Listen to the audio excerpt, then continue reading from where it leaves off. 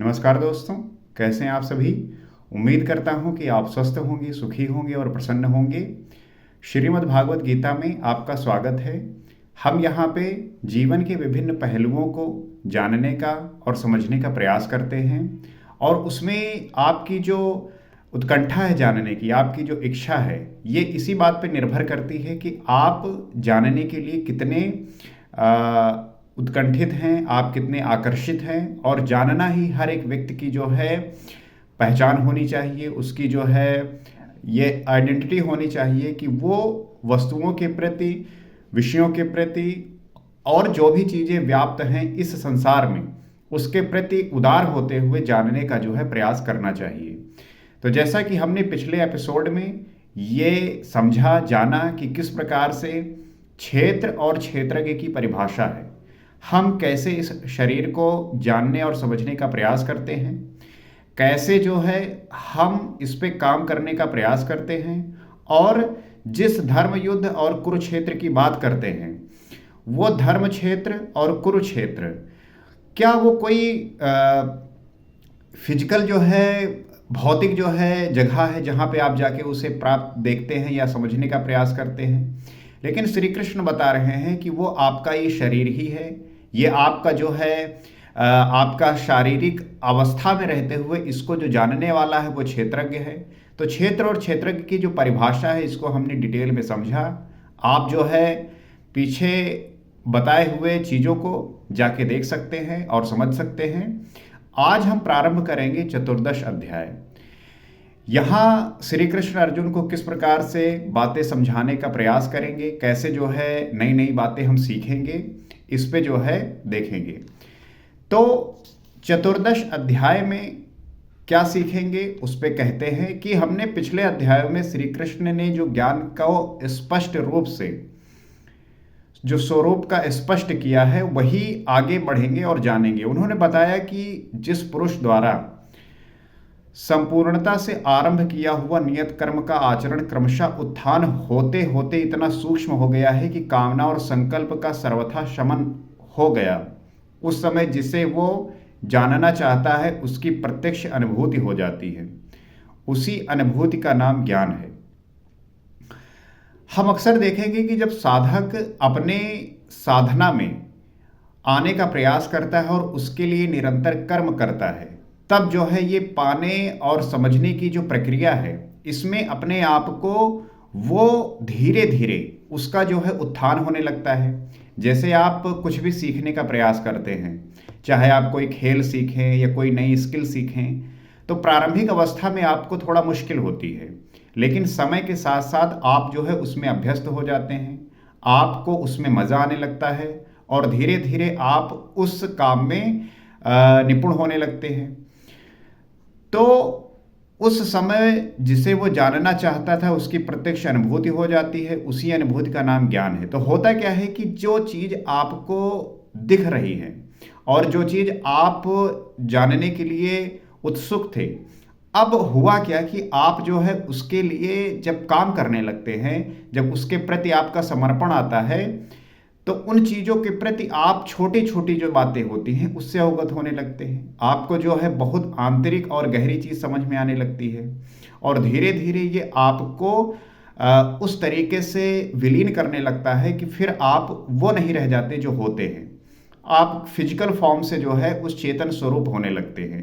आप जो है उस एनर्जी से कनेक्ट होने लगते हैं जो इस ब्रह्मांड में व्याप्त है और सभी में जो है विलीन है, सभी में जो है व्याप्त है।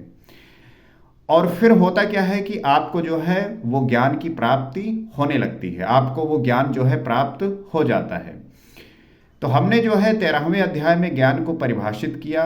अध्यात्म ज्ञान नियतत्वम तत्व ज्ञानार्थ दर्शनम। आत्मज्ञान में एक रस स्थिति और तत्व के अर्थ स्वरूप परमात्मा का प्रत्यक्ष दर्शन ज्ञान है। वो असली में ज्ञान क्या है?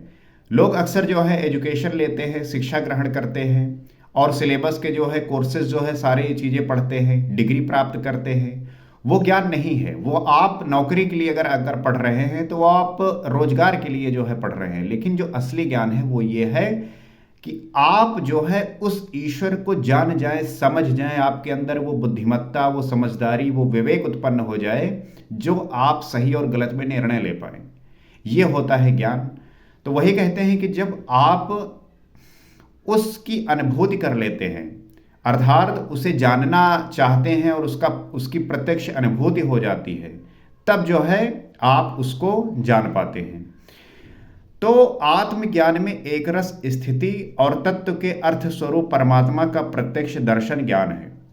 आत्मज्ञान में एक रस स्थिति है और तत्व के अर्थ स्वरूप परमात्मा का जो प्रत्यक्ष दर्शन है वही ज्ञान है। क्षेत्र क्षेत्रज्ञ के भेद को विदित कर लेने के साथ ही ज्ञान है। जब आप इस क्षेत्र को और क्षेत्रज्ञ के भेद को विदित कर लेते हैं, जान लेते हैं, समझ लेते हैं, तब जो है आप उस ज्ञान को प्राप्त होते हैं। ज्ञान का अर्थ शास्त्रार्थ नहीं, शास्त्रार्थों को याद कर लेना ही ज्ञान नहीं है। ज्ञान का ये मतलब नहीं कि आप शास्त्रों के बहुत ज्ञाता हैं। आप देखते होंगे इस समाज में बहुत ऐसे लोग हैं जो मंत्र मुजबानी बोलते हैं, ऐसे बोलते हैं कि ऐसा लग रहा है कैसेट लगा दिया गया है, मशीन की तरह सब हो गए हैं। उसका ये ज्ञान का मतलब नहीं है। तो ज्ञान का अर्थ शास्त्रार्थ नहीं है कि आप जो है वाद विवाद करते हैं, आप जो है उस पर चर्चा करते हैं। जानना एक प्रक्रिया है, आप जानने का प्रयास करिए। वो किसी भी माध्यम से हो सकता है, चाहे पढ़ के हो सकता है, चाहे सुन के हो सकता है, चाहे देख के हो सकता है। लेकिन शास्त्रों को याद कर लेना ही ज्ञान नहीं है। आप बहुत ऐसे लोगों को देखें, बहुत पंडित हैं, बहुत उन्हें शास्त्रों का ज्ञान है, परंतु वो वाकई में वो ज्ञान से अभी विदित नहीं हुए हैं, वो अभी बात को समझ नहीं पाए हैं। अभ्यास की वो अवस्था ज्ञान है जहां वो तत्व विदित होता है। जो तत्व विदित है वही जो है वह ज्ञानी है, और अभ्यास की वो अवस्था ही ज्ञान को प्राप्त करती है, उसे जो है विदित होती है। तो परमात्मा के साक्षात्कार के साथ मिलने वाली अनुभूति का नाम ज्ञान है। इसके विपरीत सब कुछ अज्ञान है। तो परमात्मा का साक्षात्कार होना, उसको जानना और उसके साथ मिलने वाली जो अनुभूति है, उसी का नाम जो है ज्ञान है। इसके विपरीत जो कुछ भी है वो सब कुछ अज्ञान है, और उसका जो है कोई भी तात्पर्य, उसका कोई भी जो है मतलब नहीं है।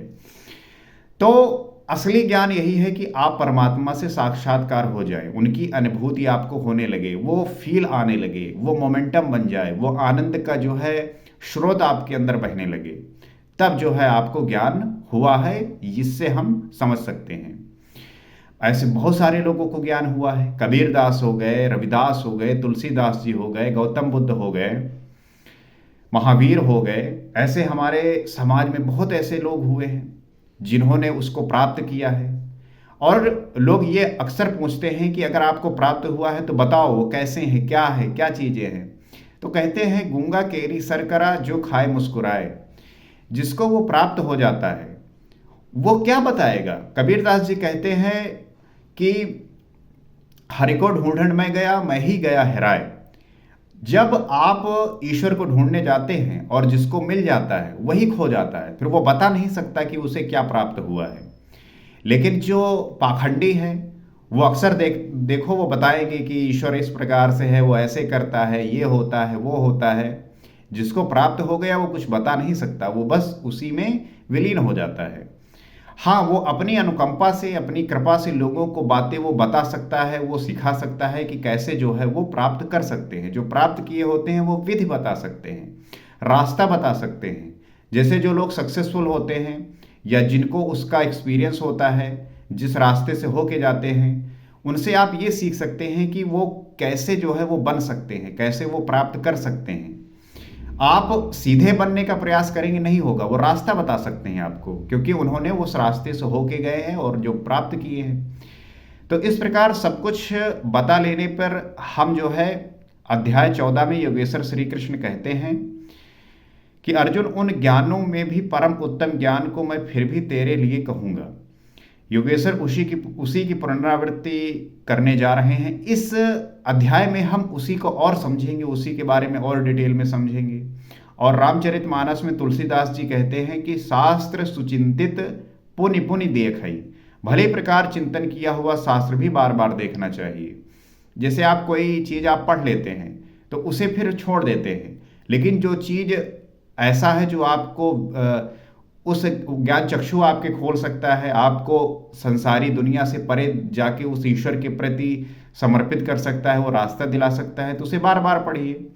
और इतना ही नहीं, जो जो आप साधन पथ पर अग्रसर होंगे, जो जो इस इष्ट में प्रवेश पाते जाएंगे, त्यों त्यों ब्रह्मा से नवीन नवीन अनुभूति मिलेगी। और जैसे जैसे इस रास्ते पे आप आगे बढ़ते जाएंगे, आपको नए नए जो है चीज़ें प्राप्त होना प्रारंभ होगी।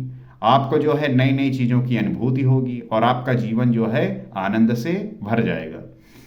ये जानकारी सदगुरु महापुरुष ही देते हैं, इसलिए श्री कृष्ण कहते हैं कि मैं फिर भी कहूँगा। ये जानकारी सदगुरु देते हैं, ऐसे गुरु देते हैं जो महापुरुष हैं, और इसीलिए श्री कृष्ण कहते हैं मैं फिर भी जो है आपको कहूँगा, तुम्हें जो है बताऊँगा। तो सुरति स्मृति ऐसा पटल है जिसपे संस्कारों का अंकन सदैव होता है। यदि पथिक को इष्ट में प्रवेश दिलाने वाली जानकारी धूमिल पड़ती है तो इस स्मृति पटल पर प्रकृति अंकित होने लगती है, जो विनाश का कारण है। जो स्मृति आपकी है, जो आपकी सुरति है, आप देखेंगे जो आप अपने परिवारों में देखे होंगे, जो बूढ़े बुजुर्ग हैं वो हमेशा राम राम राम राम नाम जप करते रहते हैं, राधा कृष्ण, जिसको भी आराध्य समझते हैं वो जपते रहते हैं। क्यों? क्योंकि वो सूरत लगाने का जो है प्रयास करते हैं कि ऐसी फ्रिक्वेंसी जो उनसे कनेक्ट हो जाए, ब्रह्मांड में वो ऊर्जा जो है व्याप्त है, उनसे जो है वो कनेक्ट हो जाए, इसीलिए जो है वो जप करते रहते हैं। परंतु उनका मन पूरी तरीके से उसी के प्रति संपूर्णता जो है समर्पण होना चाहिए। लेकिन होता क्या है कि मुंह पे तो राम राम जप रहे हैं, लेकिन मन में उनके चल रहा है कि हमारे खेत में कौ हमारा अनाज तो नहीं काट लिया, या किसी ने जो है उनके जो है किसी कार्य में विघ्न तो नहीं डाल दिया। तात्पर्य यह है कि शरीर तो उनका जो है शरीर की अवस्था में और बाहरी रूप से जो जप रहे हैं, लेकिन अंतर मन में क्या चल रहा है उससे जो है वो अलग होते हैं, डिफरेंट होते हैं। तो इस प्रकार से पूर्ति पर्यंत साधक को इष्ट संबंधी जानकारी दोहराते रहना चाहिए। हाँ, अगर आप अपने मन के पूर्ण समर्पण के साथ ये सूरत लगाए रहते हैं तो आप जो है एक दिन जरूर कनेक्ट हो जाएंगे, आप जरूर उसको जो है प्राप्त कर पाएंगे। तो ये सूरत आपको लगाती रहनी है। आप क्यों लगाते रहना है? क्योंकि जैसे ही आपका मन आप इस पथ से अलग जाएगा, वैसे ही जो है आप जब उनको याद करेंगे तब उनकी जो एनर्जी है, उनकी जो फ्रिक्वेंसी है वो कनेक्ट हो जाएगी। और जब कनेक्ट हो जाएगी तब जो है आप उनके ही सदृश हो जाएंगे, आप उनके ही जैसे, आपके विचार हो जाएंगे, आपकी बातें हो जाएंगी और आप जो है उसी प्रकार से दिखने लगेंगे। तो अग्रेतर अवस्थाओं में प्रवेश मिलने के साथ ये अवस्था नहीं रह जाएगी। इसलिए महाराज भी कहते हैं कि ब्रह्म विद्या का चिंतन रोज करो, एक माला रोज घुमाओ, जो चिंतन से घुमाई जाती है, बाहर की माला नहीं। आपके मन स्थिति जो है उस प्रकार से जुड़नी चाहिए। ये नहीं कि माला लिए हो और ध्यान आपका जो है कहीं और है, ऐसे नहीं होता। आपका मन स्थिति जो है, आपका मन जो है उसके प्रति श्रद्धावान रहे। तो ये तो साधक के लिए है, किंतु जो वास्तविक सद्गुरु होते हैं वे सतत उस पथिक के पीछे लगे रहते हैं, भीतर उसकी आत्मा से जागृत होकर तथा बाहर अपने क्रियाकलापों से उस भविष्य में घटित होने वाली परिस्थितियों से अवगत कराते चलते हैं। तो जो सद्गुरु होता है, जो आपका मेंटोर होता है, जो आपको रास्ता दिखाता है, वो इसलिए दिखाता है क्योंकि आपके आने वाले भविष्य में जो घटित होने वाला है वो उससे कहीं ना कहीं पहले ही उसके साथ हो चुका है। इसलिए जो है वो अपने एक्सपीरियंस को शेयर करता रहता है और बताता रहता है कि अगर आप इस प्रकार से करेंगे तो ये घटित होगा और इस प्रकार से आप करेंगे तो ये होगा। अब ये साधक पे होता है कि वो जो है उस पर पूरा भरोसा करता है या नहीं। बहुत साधक करके जो है इस संसार सागर से पार चले जाते हैं, उनको वो मोक्ष मिल जाता है, उनको ईश्वर की अनुभूति हो जाती है। बहुत लोग जो है होते हैं वो नहीं मानते, तो उनको जो है अपने तरीके से जो है वो फाइंड आउट करने की कोशिश करते हैं। उसमें बहुत साधक बहुत लंबे समय तक परेशान भी रहते हैं, उनको अलग अलग जो है परेशानियों का सामना भी करना पड़ता है।